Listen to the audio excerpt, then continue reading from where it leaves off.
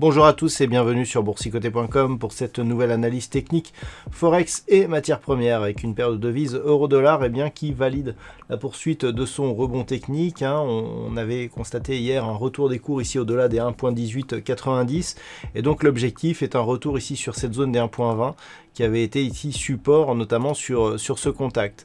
Donc d'un point de vue court terme ici on s'est bien réinscrit au-dessus de la moyenne mobile 20 exponentielle. L'attaque ici pour une attaque de retournement n'est pas très forte, alors attention de ne pas surinterpréter ce qui pourrait redevenir un mouvement technique. On verra ce qu'il en est si les cours poursuivent ici en direction des 1.20. Malgré tout la tendance reste haussière, on est au moins ici sur un rebond technique. La zone ici des 1.20 en cas de franchissement pourrait valider un retour sur cette zone intermédiaire ici des 1.2115. Sur la paire de devises, livre sterling contre dollar américain, nous avions une reprise d'un mouvement haussier puisque nous avions eu un contact ici sur la bande de Bollinger supérieure.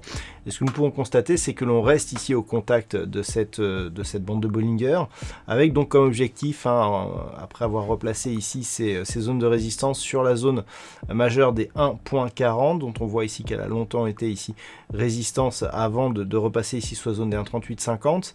Et puis si les cours parviennent à passer cette zone, on a une configuration technique ici qui est assez intéressante et qui pourrait nous ramener ici au-delà des 1.4195, prochaine zone de résistance en cas de franchissement ici des 1.40. Donc à surveiller ici cette zone, tant que les cours restent ici au-delà des 1.3850, la dynamique court terme reste haussière.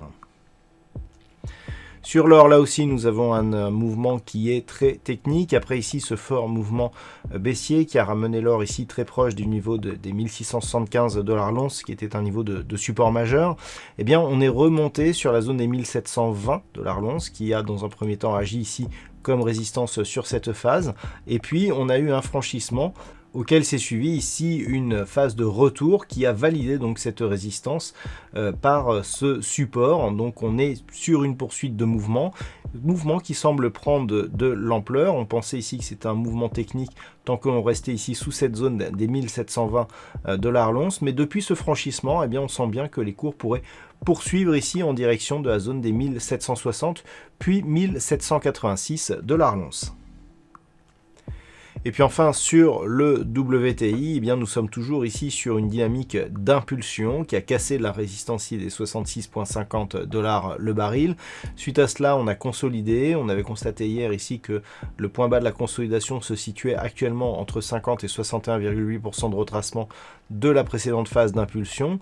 Et on revient ici au niveau du retracement à 23,6% qui se situe à 65,89 $ le baril. Donc clairement, si on repasse ici cette zone, si on repasse la zone des 66,50, on aura fait un grand pas vers une poursuite ici du mouvement haussier qui sera validé seulement par une cassure haussière des 67,95 $ le baril. Si tel était le cas, nous pouvons tracer les extensions de Fibonacci donc sur la phase de consolidation pour essayer d'estimer les extensions. L'extension nous donne ici un prochain objectif à 70,94 $ l'once. Donc je rappelle que pour avoir cet objectif, il faut ici casser à la hausse et si possible d'une manière forte la zone des 67,95 $ l'once. Tant que ce point haut n'est pas cassé, l'objectif n'est pas viable.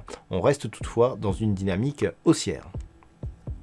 Voilà donc ce que l'on peut dire sur cette analyse technique Forex et matières premières. Passez une bonne soirée et on se retrouve dès demain pour d'autres analyses techniques, toujours sur le site boursicoté.com.